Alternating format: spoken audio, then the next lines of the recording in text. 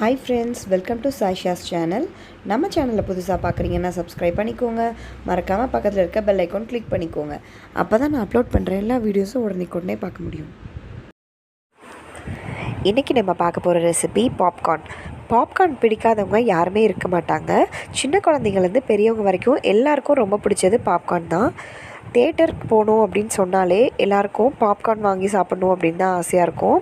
So அந்த பாப்கார்னை வீட்டிலே எவ்வளோ ஈஸியாக பண்ணுறது அப்படின்னு பார்க்க போகிறோம் இன்றைக்கி. வாங்க வீடியோக்குள்ளே போகலாம். நம்ம ஷாப்ஸில் கிடைக்கிற இன்ஸ்டன்ட் பாப்கார்ன் மிக்ஸ் எல்லாம் வாங்கி செய்கிறது ரொம்பவே ப்ரிசர்வேட்டிவ் ஆட் பண்ணியிருப்பாங்க. ஸோ அதெல்லாம் குழந்தைங்க சாப்பிடும் போது ரொம்ப உடம்புக்கு கெடுதல்.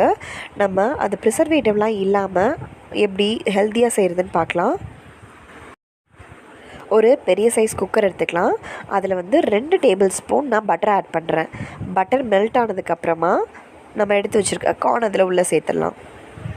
பட்டர் இல்லைனா பட்டருக்கு பதிலாக வீட்டில் யூஸ் பண்ணுற குக்கிங் ஆயில் சேர்த்துக்கலாம். இப்போது பட்டர் நல்லா மெல்ட் ஆகிடுச்சு. இந்த டைமில் நம்ம சால்ட் சேர்த்துக்கலாம். சால்ட் மெஷர்மெண்ட்ஸ் இல்லை, உங்களுக்கு எவ்வளோ சால்ட் தேவைப்படுதோ அந்த அளவு போட்டுக்கோங்க.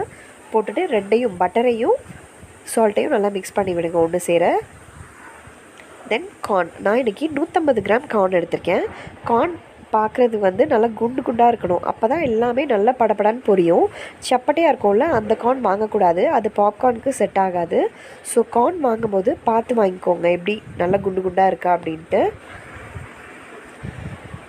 அந்த பட்டரோட மிக்சரில் இந்த கார்ன் எல்லா இடத்துலையுமே அந்த பட்டர் பட்டிருக்கணும்.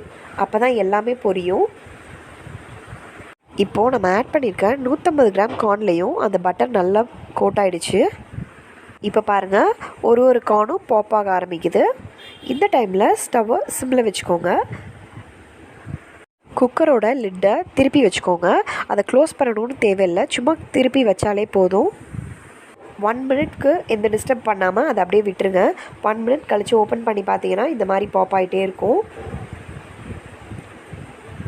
குக்கர் கொஞ்சம் பெரிய குக்கராக எடுத்துக்கோங்க. 150 கிராம்னாலும் அது ஜாஸ்தியாக வரும் கார்னு. இப்போ நம்மளுக்கு எல்லாருக்குமே ரொம்ப பிடிச்ச பாப்கார்ன் ரெடி ஆகிடுச்சு. நீங்களும் இந்த ரெசிபியை வீட்டில் ட்ரை பண்ணி பாருங்கள். பிடிச்சிருந்தால் லைக் பண்ணுங்கள், ஷேர் பண்ணுங்கள், கமெண்ட் பண்ணுங்கள். தேங்க்யூ. தேங்க்ஸ் ஃபார் வாட்சிங்.